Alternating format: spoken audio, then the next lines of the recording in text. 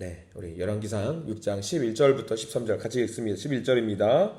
여호와의 말씀이 솔로몬에게 임하여 이르시되 내가 지금 이 성전을 건축하니 내가 만일 내 법도를 따르며 내 율례를 행하며 내 모든 계명을 지켜 그대로 행하면 내가 내 아버지 다윗에게 한 말을 내게 확실히 이룰 것이요 내가 또한 이스라엘 자손 가운데에 거하며 내 백성 이스라엘을 버리지 아니하리라 하셨더라. 아멘. 오늘 말씀 가운데 크신 은혜가 있기를 간절히 소망합니다. 우리 가슴에 손을 얹으시고 기도하는 마음으로 고백할까요? 하나님의 은혜가 지금 저에게 임하기를 기도합니다. 우리 옆 사람 축복하는 마음으로 하나님의 은혜가 지금 여러분에게 임하기를 기도합니다. 아멘. 하나님의 은혜가 우리 마음 가운데 넘치길 간절히 소망합니다. 이렇게 비 오는 날 예배당에 나오면 더 반갑지 않으세요? 추운 날씨 가운데 더 반가운데 감기 걸리지 않고 서로 잘 챙기시고 권면하시고 교제 나누시는 모두가 되길 간절히 소망합니다. 자, 오늘 열왕기상 6장 말씀은요, 사실 좀 찾아볼 때가 많아요. 말씀을 묵상하는 가운데 6장을 보고 오늘은 또 출애굽기도 갈 거예요. 사도행전도 갈 거예요. 그러니까 오늘은 좀 우리가 잘 넘길 수 있는 시간들이 되었으면 좋겠다라는 생각을 하고요. 성경책에다가 또 메모를 잘 해두시고 찾기가 어려우시면 저를 한번 들으시고 말씀 들으시고 이런 말씀을 하셨구나 생각을 하면서 찾아갔으면 좋겠다라는 생각을 좀 해봅니다. 자, 열왕기상 6장은요 솔로몬이 건축을 하는 장면입니다. 여러분들 열왕기서를 혹시 누가 썼는지 혹시 아시는 분? 사무엘 누가 썼죠? 됐어요? 괜찮습니다. 열왕기서를 누가 썼죠? 열왕기서는 예레미야가 썼다라고 추정을 하고 있습니다. 정확한 건 아니라 많은 학자들이 공감하고 있는 것이 열왕기서는 예레미야가 썼다라고 보는 의견들이 많습니다. 예레미야는 별명이 하나 있어요. 어떤 별명을 갖고 있죠? 울보, 눈물의 선지자라는 별명이 있어요. 너무 많이 울어서 하나님 앞에서 너무 통곡하는 마음으로 많이 울었다라는 말씀. 그리고 예레미야는 이미 다 예루살렘 성전이 무너지고 망가지고 없어져 버릴 것이라는 것을 이미 다 알고 있었던 예언자, 선지자이지요. 그러면 열왕기서를 쓸 때도 마찬가지입니다. 어떤 마음으로 열왕기서를 썼을까? 당연히 울보였으니까 눈물을 흘리는 마음으로 열왕기서를 써 나갔습니다. 그런데 우리는 열왕기서를 보면서 지금까지 쭉 열왕기서를 보면 어떤 마음으로 읽게 되냐면 솔로몬이 성전을 건축하고 하나님께 기쁜 마음으로 성전을 올렸기 때문에 우리는 이 말씀을 보면서 어떤 관점으로 바라보면 야 좋다 행복하다라는 마음으로 열왕기서를 바라보게 될 확률이 높습니다. 근데 열왕기서를 바라보는 우리는 그런 마음으로 열왕기서를 바라보는데 정작 열왕기서를 썼던 예레미야는 어떤 마음으로 열왕기서를 썼냐면 울면서 썼다라는 거죠. 그럼 우리가 알게 됩니다. 자, 우리가 성전을 만들고 하나님께 봉헌을 하고 드리면서 기쁜 마음으로 올려드렸지만 열왕기서는 그것은 안중에도 없다라는 것을 알게 돼요. 성전을 짓고 하나님께 영광을 올려드리는 것은 이거는 빙산의 일각에 불과한 거고 열왕기서를 작성했던 예레미야는 어떤 것에 초점을 맞추고 이 열왕기서를 썼냐면 이제 성전을 이렇게 봉헌했지만 무너지는구나. 망가지는구나. 우리가 이런 관점으로 열왕기서를 바라보게 됩니다. 솔로몬 성전 지었습니다. 잘했습니다. 근데 성전을 지어서 하나님께 영광을 드리고 이스라엘이 잘 됐을까? 잘 됐습니까? 성전 짓고 나서 이스라엘은 막 올라가다가 성전 지은 그 시점부터 와르르르르 무너지게 되거든요. 우리가 그것을 바라봐야 돼. 그게 중요한 겁니다. 어떤 분이 그런 고백을 하셔요. 저한테 그런 말씀을 하시면서 아니 우리 목사님은 다윗을 싫어하셔요? 왜요? 저 다윗 좋아해요. 근데 왜 사무엘상 말씀을 보면서 왜 다윗 잘못된 것만 끄집어내요? 그러면서 저도 이제 그 말씀을 듣고 나서 그분이 분명히 저한테 이런 말씀을 하실 거예요. 목사님 솔로몬 싫어하세요? 아니 저 좋아해요. 왜? 솔로몬이 이제 무너지는 이야기만 골라 집어서 이야기할 거거든요. 근데 우리가 솔로몬 너무 좋아하는데 같은 관점으로 바라봐야 돼요. 울면서 열왕기서를 써 내려갔던 예레미야의 마음으로 바라보면은 우리가 이 열왕기서가 은혜가 되는 부분들이 너무나도 많이 있어요. 예레미야가 하나님께 막 요청했던 게 그거예요. 뭘 요청했냐면 하나님 예루살렘 망하게 해주세요. 하나님 포로가 되더라도 바벨론 포로가 되더라도 그렇게 해서라도 이 이스라엘 백성들이, 유다 백성들이 정신 차릴 수만 있다라고 한다면 망하게 해버리세요. 그게 예레미야의 마음이었습니다. 그러니까 우리가 열왕기서를 보고 왕들의 업적들을 보더라도 마음이 불편해야 합니다. 예레미야는 모든 것이 불편했습니다. 우리가 다윗을 높이고 솔로몬을 높이느라 그들의 좋았던 점들만 부각해서 그들이 너무 대단하다라는 생각만 바라보게 된다라면요, 누가 없어져 버리면 그 와중에 하나님이 온데간데 없어져 버려요. 저도 이제 말씀을 준비하고 묵상하면서 이 성경 그대로 제가 묵상하고 감동받았던 부분 그대로 전해드리면, 다윗과 솔로몬이 아무것도 아닌 그런 사람이 되어버리면 상처를 받으실까봐 최대한 유하게 말씀을 전합니다. 우리는 살면서, 우리 성경을 보면서, 사무엘과 열왕기를 보면서 누구를 높였냐면 다윗을 높였어요. 솔로몬을 높였습니다. 근데 성경의 주인공은 그 두 사람이 아닙니다. 성경의 주인공은 우리가 명확하게 알아야 된다고 계속 말씀드렸던 게 뭐냐면, 성경의 주인공은 하나님이세요. 그러면은 이들이 넘어지는 것, 이들이 좌절하는 것, 이들이 죄를 범하는 것이 이해가 됩니다. 다만 이들의 모습 속에서 우리가 배워야 될 것은 배워야 됩니다. 하나님께서는 이들이 잘못하는 것을 부각을 시키셨습니다. 그러면서 우리에게 깨달아 알게 하신 것이 뭐냐면, 너희들은 이렇게 살면 안 된다. 그것을 알려주고 있는 거예요. 우리가 열왕기상 6장 말씀을 보고 있지만 7장, 8장, 9장, 10장까지도 괜찮아요. 마음이 편합니다. 근데 11장에 뭐가 되냐면 솔로몬이 완전히 자빠져 버려요. 그리고 하나님께서 11장 제목 나중에 보시면 아시겠지만 하나님이 솔로몬을 떠나시다라는 그런 제목으로 시작을 하거든요. 하나님이 주인공이면 그 말씀이 이해가 됩니다. 근데 솔로몬이 주인공이면 말씀을 가다가 못 전해요. 솔로몬이 그렇게 대단하다며, 뛰어나다며 11장에서 넘어지는데 목사님들이 말씀을 전할 수가 없는 거예요. 근데 관점을 달리해서 솔로몬이 주인공이 아니고 하나님이 주인공이라고 생각을 하게 되면요, 그 말씀이 납득이 돼요. 그러니까 우리가 하나님이 주인공이라는 관점으로 이해를 해야 될 줄 믿습니다. 다윗과 솔로몬의 이야기를 하면서 굉장히 많이 속상합니다. 여러분들 드라마나 영화 볼 때 주인공이 죽는 경우가 간혹가다 있어요.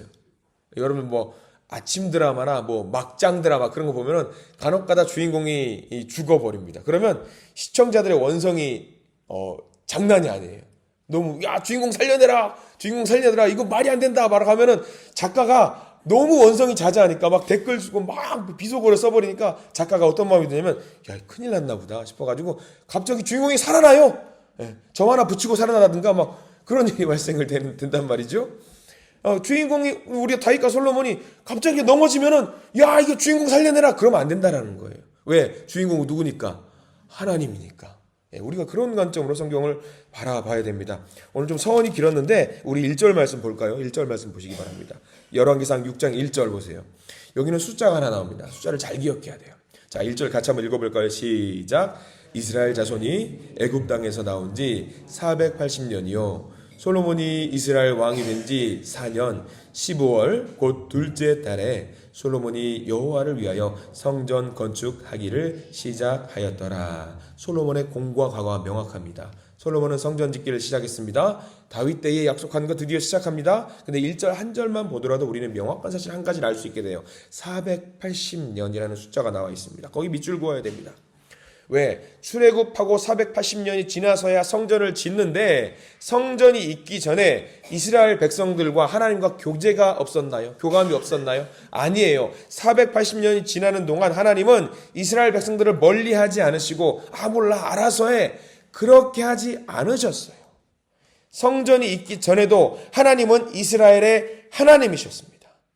480년 동안 하나님께서 나 집도 없고 샤워도 하지 못하고 쉬지도 못하니까 너무 힘들어. 니네들이 성전 안 만들어주니까 내가 너무 힘들어. 그러시던가요? 안 그랬어요. 무려 480년 동안 성전과 상관없이 하나님은 여전히 이스라엘의 하나님이셨어요.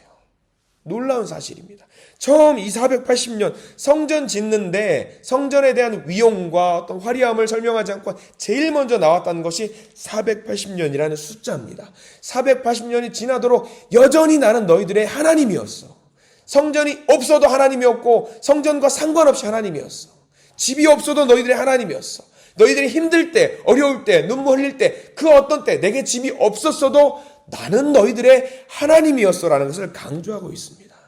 이게 하나님이 얼마나 큰 은혜인지 몰라요. 이게 출애굽의 은혜라고 하는 건데 옆에다가 메모를 해두시면 좋을 것 같아요. 출애굽기 5장 1절에 보면은요. 찾으실 수 있는 분은 찾으셔도 돼요. 여기 책갈피라고 찾으시면 거기 같이 밑줄을 주면 좋습니다. 출애굽기 5장 1절은 뭐가 나와 있냐면 출애굽 정신이 나와 있어요. 어떤 마음으로 너희들이 어떤 마음으로 출애굽을 해야 되는지가 나와 있는데 제가 읽어드릴 거예요. 듣기만 해도 상관없습니다. 출애굽기 5장 1절 제가 읽어드리겠습니다. 잘 들어보셔요. 그 후에 모세와 아론이 바로에게 가서 이르되 이스라엘의 하나님 여호와께서 이렇게 말씀하시기를 잘 들으십시오. 내 백성을 보내라. 그러면 그들이 광야에서 내 앞에 절기를 지킬 것이니라 하셨나이다. 자, 어디에서 절기를 지킨다고요? 광야에서. 광야에서. 하나님은 성전 달라고 말한 적이 한 번도 없어요. 광야에서 뭐 한다? 절기를 지킨다. 절기를 지킨다는 건 뭘 말하냐면 예배를 드린다 이거예요. 예배를 드린다. 장소에 상관하지 말아요. 하나님은 출애굽을 시키실 때 야 성전 지어서 성전에서 예배를 드려라가 아니라 아니 광야에서 사막에서 아무것도 없는 허허벌판이라도 좋은데 거기서 예배를 드리게 만들기 위해서 이스라엘 백성들을 끄집어냈다라는 거죠. 이게 출애굽 정신이에요. 이게 대조되는 게 오늘 6장 1절 말씀이에요. 성전을 지었다. 야 내가 언제 성전 지어달래. 성전 지어 나 너희들에게 예배를 받으려고 영광 받으려고 어디서 하나님 성전에서 받으시면 좋잖아요. 아니야 너희들이 있는 곳에 나는 너희들과 함께 할 거야. 함께 할 거야. 거기서 나는 예배 받기를 원한다라는 말씀이 출애굽기 5장 1절 말씀에 기록이 되어 있던 거죠. 하나님은 백성들을 처소 삼으셔서 예배를 받으시는 분이에요. 우리가 성전이 있건 성전이 없건 내가 예배당에서 예배를 드리건 예배당에 나오지 않건 뭐 구분 없이 우리가 어디 있든지 간에 내가 하나님과 함께한다라는 마음으로 예배를 드릴 때 그 기도 받으시고 그 예배를 받으시는 분이 하나님이신 줄 믿으시기를 부탁을 드립니다. 이 말씀은 우리에게 무서운 말씀이에요.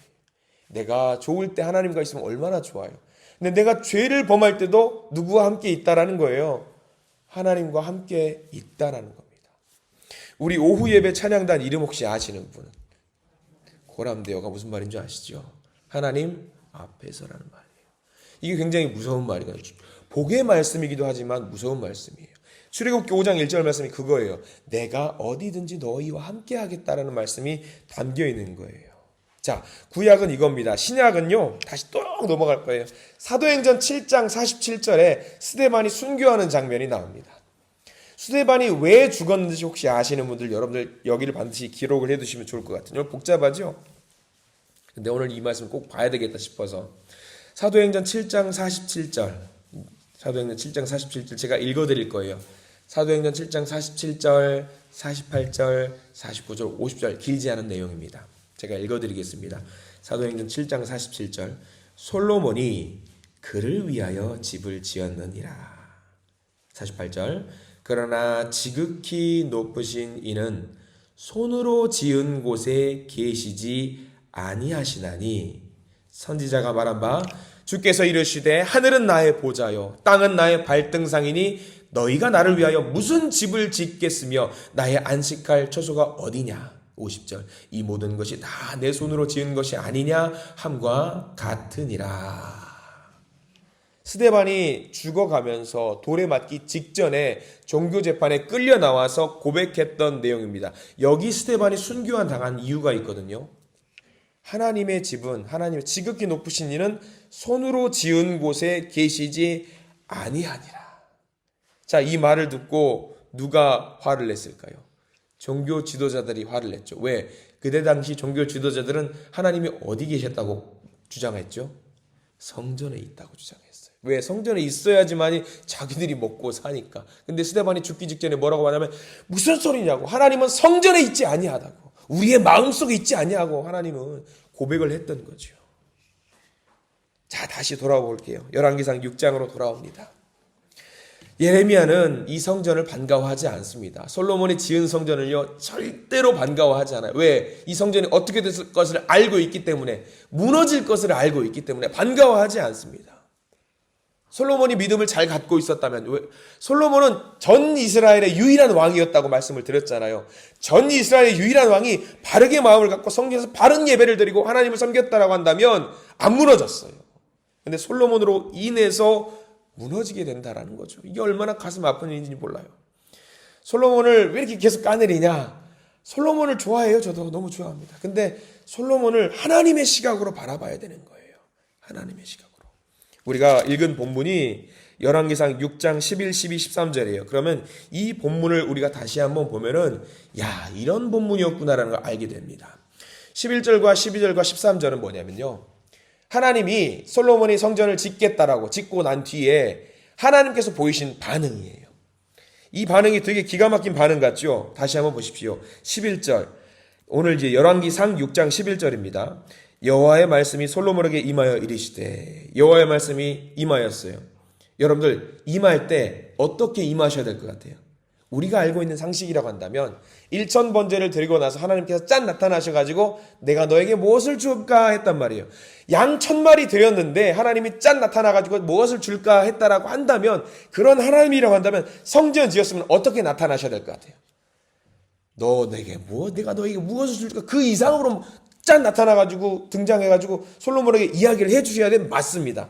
근데 12절 보세요. 뭐라고 말씀하시냐면 12절 6장 12절 시작. 내가 지금 이 성전을 건축하니 내가 만일 법도를 따르며 내 율례를 행하며 내 모든 계명을 지켜 그대로 행하면 내가 내 아버지 다윗에게 한 말을 내게 확실히 이룰 것이요. 자, 여기까지 볼게요. 하나님이 뭐라고 말하시냐면, 성전 지었냐? 너 성전 지었다고? 그래, 알았다. 그 다음으로 하신 말씀이 뭐냐면, 성전은 온데간데 없고 무슨 이야기만 하시면 네가 내 법도를 따르고 내 율례를 행하고 모든 계명을 지키면 내 아버지 다윗에게 한 말을 그대로 너에게도 부어줄 것이다 라고 이야기해요. 성전과 상관이 전혀 없어요. 하나님은 성전은 관심도 없으세요. 다시 한번 말씀하는 거예요. 그래, 성전 알았다. 그리고 넘어가. 성전 지었는데 알겠는데 네가 지금부터 법도를 따르고 율례를 지키고 네가 나를 사랑하면 너에게 똑같이 다윗에게 좀 복을 주겠다라고 하는 거예요. 하나님이 뭐라고 하십니까? 성전 지어서 고맙다고 하신가요? 전혀 안 하셔요. 성전에 대한 이야기 하나도 없어요.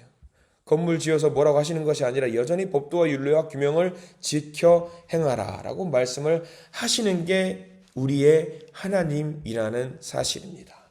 중요한 건 그거예요. 우리의 마음속에 무엇을 갖고 있으라는 거예요. 하나님을 사랑하는 그 마음 갖고 살아가라. 그럴 때 내가 너에게 복을 주겠다라고 말씀을 하시는 겁니다. 여러분들, 우리 눈에 보이는 것, 성전과 집, 건물에 둘 것이 아니라 하나님을 향한 신실한 마음에 집중하시기를 부탁을 드립니다. 그럴 때에 우리가 하나님의 백성이 되고 하나님의 자녀가 될 수가 있는 것입니다. 하나님이 거하시는 곳은 성전이 아니라 말씀이 있는 곳이고요. 우리가 순종하는 것입니다. 바로 그곳에 하나님은 계실 줄 믿습니다. 우리가 예배당에 나와서 하나님께 예배드리는 이유도 그겁니다. 하나님의 말씀에 집중하고 싶어서, 하나님께 집중하고 싶고 내가 하나님께 사랑하는 그 마음을 올려드리고 싶어서 우리가 이곳에 모여서 기도하고 예배드리는 것입니다. 우리가 하나님의 마음을 헤아려서 우리의 마음을 성전 삼아서 하나님께 예배드릴 수 있는 우리가 되시기를 간절히 소망합니다. 그때에 하나님은 기뻐하십니다. 자, 오늘 하루 살아갑니다. 오늘 말씀 의지해서 여러분들, 제가 솔로몬 싫어하는 거 아니에요. 저 솔로몬 대단히 좋아합니다. 솔로몬 대단히 좋아하는데 솔로몬을 바라볼 때에 우리가 아쉬운 마음이 분명히 있는 것도 사실이에요. 솔로몬이 성전 지은 거 잘했어요. 잘한 거예요. 성전 짓고 더 열렬히 하나님을 사모하고 사랑했으면 얼마나 더 좋았을까 하는 마음이 있는 거죠. 우리도 이 솔로몬의 모습을 보면서 아쉬운 것은 아쉬운 대로, 또 잘하는 것은 잘한 대로 우리가 생각하면서 내 마음을 성전 삼아서 하나님께 예배를 드릴 수 있는 우리가 되시기를 간절히 소망합니다. 기도하겠습니다. 하나님께서는 오늘 성전을 지었던 솔로몬을 향해서 오히려 율례와 법도와 계명을 지키라고 하십니다. 여전히 하나님의 판단 기준은 성전이 아니라, 건물이 아니라 우리의 신앙과 우리의 믿음이라는 것을 강조하고 계십니다. 하나님께서 보시는 그 기준에 부합하는 우리가 되도록 도와주시옵소서. 우리를 하나님의 처소로, 하나님의 성소로, 우리의 가정을 하나님이 거하시는 소중한 장소로 만들어 가도록 저희들을 인도하여 주시옵소서. 더 나아가서 우리의 교회도 우리의 예배당도 하나님을 모실 수 있는 그런 성소가 될 수 있도록 인도하여 주시옵소서. 이 시간 나와서 말씀의 귀를 기울이는 하나님의 귀한 자녀들을 인도하시고 오늘 우리의 삶이 주님의 말씀을 따르게 하시사 승리하게 하시고 하나님과 동행하게 해 주시옵소서. 예수 그리스도 이름으로 간절히 기도드립니다. 아멘.